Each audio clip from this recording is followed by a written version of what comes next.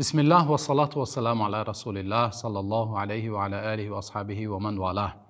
دوستان عزیز، السلام علیکم و رحمت الله و برکاته. چنانه که آگاه شدید، امروز موضوع درباره دجال است. چنانه که در نوار مهدی صحبت کرده بودیم و وعده داده بودیم که درباره دجال نیز یک موضوع علاهیده خواهیم کرد و امروز درباره دجال است. و چنانه که در حدیث های صحیح پیامبر صلی الله علیه و سلم آمده است، پیامبر صلی الله علیه و سلم از هشام ابن عامر رضی الله عنه روایت شده است که میگویند، این حدیث در صحیح مسلم روایت شده است، پیامبر میفرمایند: ما بین خلق آدم الی قیام الساعه خلق اکبر من الدجال و فی روایت امر اکبر من الدجال.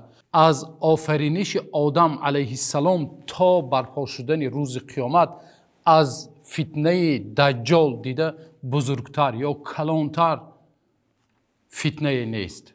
و همچنین پیامبر صلی الله علیه و سلم چنانه که در حدیث انس ابن مالک رضی الله عنه روایت شده است، پیامبر صلی الله علیه و سلم میگویند: ما بعث نبی الا انذر امته الاعور الكذاب. هر پیامبری که فرستاده میشد امتش را چیکار میکرد؟ از یک چشمه کذاب بیم میداد، میترسانید، نشانه هایش را، علامت هایش را بیان میکرد. یعنی دجال را بیان میکردن، نشانه های دجال را بیان میکردن هر پیامبری که پیش از پیامبر صلی الله علیه و سلم می آمدن. و امروز هر یک علامت هایی که در حدیث های صحیح بخاری و در صحیح مسلم حدیث های صحیح روایت شده است، آن را برایتان جمع کرده، یک تا به یک تا ساده کرده انشاءالله شرح خواهیم داد. و پیش از آن که به موضوع وارد شویم، به نشانه ها و علامت های دجال وارد شویم، یک آیت را برایتان گفتنی هستم. الله حق سبحانه و تعالی می فرماید: اذا تتلا علیه آیاتنا قال اساطیر الاولین. ترجمه این آیت چی است؟ الله می فرماید وقتی به او آیت های الله تعالی تلاوت کرده می شود، او می گوید، منظور از او کی است؟ مشرکان قریش و هر یک کافر و منافقانی که در عهد پیامبر صلی الله علیه و سلم بودند. و همچنین این نشانه هر یک انسان منافق و انسانی که ظاهرا شاید خودش را مسلمان میگیرد اما باطنا او چی است؟ باطنا همراه مشرکان و کافران و منافقان است. وقتی آیات های الله تعالی بر او تلاوت کرده می شود، می گوید که این افسانه های گذشتگان است. و در نواری که ما نازل شدن ملائکه ها در غزه نوار کرده بودیم، در شبکه های اجتماعی در شرح ها می خونیم که یک چند نفر با همین نفرت و با معلوم است کینه و نفرت است، معلوم است از همون شرح هایشان می نویسند که این افسانه است، افسانه ها را به ما نقل نکن. با بعضا با تمسخر میگفتن که افسانه نقل کرده بسیار خوب است ولی این افسانه است. و ببینید شباهت را با این آیت، یعنی در زمان پیامبر صلی الله علیه و سلم اینچنین بودن همین خیل نفرهایی که اذا تتلا علیه آیاتنا قال اساطیر الاولین، وقتی هنگامی که آیات های ما تلاوت کرده می شود بر او میگویند که اینها افسانه ها است. ما آن نوار را موافق آیات ها و حدیث های صحیح کرده بودیم. وقتی آیات ها و حدیث های صحیح پیامبر صلی الله علیه و سلم با آنها نقل کرده می شوند، میگویند که این افسانه است. خب بیایید اکنون نشانه های دجال را، چنانه که گفتیم دجال یکی از نشانه های بزرگ قیامت است، نشانه های دجال را موافق حدیث های صحیحی که در صحیحین روایت شده است و در دیگر کتاب های حدیث صحیح روایت شده است بیان میکنیم. اولین نشانه این است که دجال یک چشمه است، یعنی یک چشمش، چشم راستش کور است یا پوشیده است، چنانه که در حدیث های صحیح آمده است. از عبدالله ابن عمر رضی الله عنهما روایت شده است که پیامبر صلی الله علیه و سلم میفرمایند: ان الله لیس باعور الا ان المسیح الدجال اعور العین الیمنى کأن عینه عنبة طافیه. پیامبر صلی الله علیه و سلم میگویند الله تعالی یک چشمش کور نیست. یعنی برای چی پیامبر صلی الله علیه و سلم چنین گفته ایستادند؟ زیرا اینکه دجال چی میکند؟ دعوای خداگی میکند. من انا ربکم میگوید، من پروردگار شما هستم، گفته دعوای خداگی میکند. بنابراین پیامبر صلی الله علیه و سلم گفته ایستادند که پروردگار شما یک چشمه نیست است. الا ان المسیح، آگاه باشید که مسیح الدجال چه است؟ یک چشمه است. یک چشمش کور است، چشم راستش کور است و چشم دیگرش مانند چی است؟ عنبتون طافیه، مانند یک دانه انگور همیشه برآمدگی است. یعنی هر دو چشمانش چه است؟ عیب دارد. چشم راستش پوشیده است، گشاده نمی شود. ممسوح یعنی پوستش بالای چشمش است، چشمش را پنهان کرده است. و چشم دیگرش چه است؟ چنانه که در باز حدیث های دیگر است، مانند زجاجه، مانند یک شیشه که دانه مثل دانه انگور برآمده است. این چشمان چه است؟ دجال. وصف چشمان دجال است. سر دجال چگونه است؟ بیایید در حدیث عبدالله ابن عباس رضی الله عنه میبینیم که پیامبر صلی الله علیه و سلم در این حدیث گفتند که ان رأسه اصله، گویا پیامبر صلی الله علیه و سلم گفته ایستادند که گویا سر دجال کلاش مانند مار افعی است، مانند مار افعی است. یعنی سرش کلاش بسیار چه است؟ از تنش هم دیده، از جسمش دیده سرش باز کلانتر است. نعوذ بالله. یعنی چشمهاش هم ممسوخ است، تمام شکلش حتی کلاش هم چه است؟ ممسوخ است. نعوذ بالله. نفرت انسان میبیاید.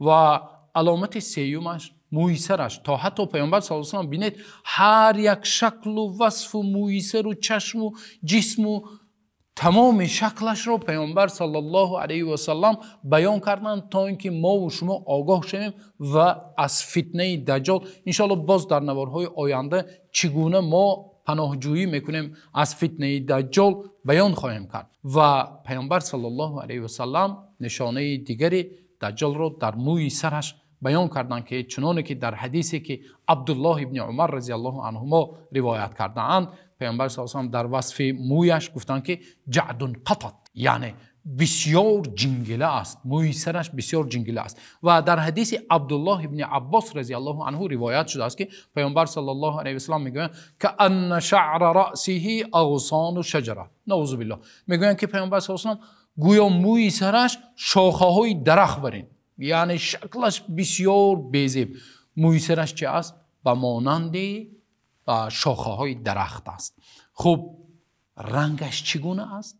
رنگ حتی پیامبر صلی الله علیه و پوستی رنگ پوستش را بیان کردند. از عبدالله ابن عباس رضی الله عنهما روایت شده است که پیامبر صلی الله علیه و سلم در وصف پوستش گفتند اقمر هیجانه. اقمر هیجانه، معنای اقمر هیجانه چی است؟ یعنی پوستش سفید رنگ ندارد، همین خیلی سفید است که نعوذ بالله، یعنی گویا الله پناه دهد شما رو پیس است. سفیدی کمی مشربون به حمره، یعنی کمتر سرخی، بعضا جاهاش سرخی دارد، یعنی بسیار رنگ پوستش هم بیزیب است. خب جسمش چگونه است؟ تنش پیامبر صلی الله علیه و سلم چنانه که باز عبدالله ابن عباس و عبدالله ابن عمر رضی الله عنهما روایت کردن، پیامبر صلی الله علیه و سلم میگن رجل جسیم، یعنی بسیار یک مرد عظیم جثه است، یعنی فربه، خیلی فربه است. یا در حدیث عبدالله ابن عباس روایت شده است که پیامبر صلی الله علیه و سلم رأیته فیلمانیا، پیامبر صلی الله علیه و سلم در خوابشان دجال آمده است، دجال رو در خوابشان دیدن، میگن فیلمانی است. فیلمانی یعنی بسیار جسمش فربه کلان است. اکنون تصور کنید جسمش چنان کلان است، سرش از جسمش دیده کلان تر است. خوب قامتش چگونه است؟ چنانه که در حدیث صحیح روایت شده است، پیامبر صلی الله علیه و سلم دجال رو قصیر افحج گفتند. قصیر افحج یعنی بسیار قد پست است، قد پست است. ببینید که سرش کلان، جسمش کلان، موی سراش مانند شاخه‌های درخت است، اما قدش پست است. یعنی یک مرد بزرگ نیست، قد پستی فربه کلوله است. خب تا حتی ببینید پیامبر صلی الله علیه و سلم پایهایش را پیامبر صلی الله علیه و سلم وصف کردند و این وصف هفتم دجال است که پیامبر صلی الله علیه و سلم افحج گفتند. افحج یعنی مابین دو ساقش، دو پایش وسیع است، یعنی وقتی راه میگردد خیلی که یک انسانی از حد زیاد فربه مانند خرس راه میگردد، همین خیل مابین پاهاش وسیع راه میگردد. هشتم وصفش پیامبر صلی الله علیه و سلم گفتند ولا یسخر له من المطایا الا الحمار. دجال بجز خر دیگر یگان سواره را سوار شده نمیتواند. به یگان سواره بجز خر، یک خر دارد بالای همون خر سوار میشود و راه میگردد. حتی از این شهر به این شهر هم بجز خر دیگر به یگان چی سوار شده نمیتواند. وسیله انتقالش چی است؟ یک خر است، بالای خر سوار میشود. وصف نهمش پیامبر صلی الله علیه و سلم چنانه که از ابو سعید خدری رضی الله عنه روایت شده است، پیامبر صلی الله علیه و سلم گفتند عقیم لا یولد له. عقیم است.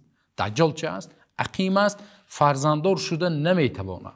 این یکی از وصفاش.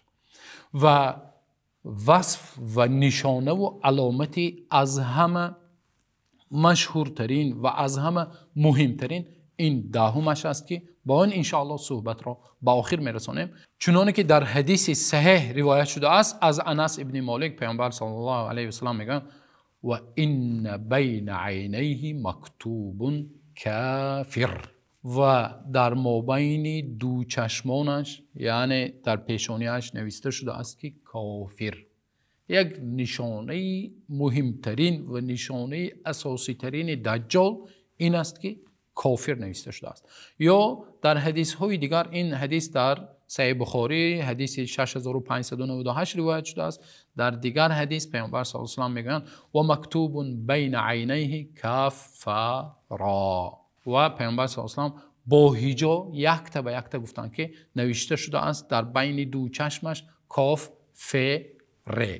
همین سه حرف نوشته شده است. و در حدیث دیگر پیامبر صلی الله علیه و سلم از حذیفه چنانه که روایت شده است، پیامبر صلی الله علیه و سلم میگن یقرأه کل مؤمن کاتب و غیر کاتب. ببینید پیامبر صلی الله علیه و سلم میگن که هر یک انسانی که در قلبش ایمان دارد، شرط مهمش مؤمن صادق است. هر یک انسانی که در قلبش ایمان به الله دارد آن را خوانده میتواند، گرچنده که حرفهای عربی را هم خوانده نتواند آن را خوانده میتواند. یعنی شرطش چه است؟ ایمان صادق داشتن. الله حق سبحانه و تعالی را دعا کنیم که از فتنه مسیح دجال ما و شما و فرزندان و اهل بیت ما و شما را نجات بدهد و نگهدار باشد. این بود 10 نشانه ها و علامت هایی که در حدیث های صحیح روایت شده است.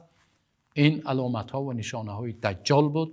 انشاءالله در نوار آینده کی می بیاید و چی کارها میکند و ما باید تا اینکه از فتنه دجال الله حق سبحانه و تعالی ما را نگاه دارد چی کارها را باید انجام دهیم صحبت خواهیم کرد تا نوار آینده. الله نگهبانتان باشد.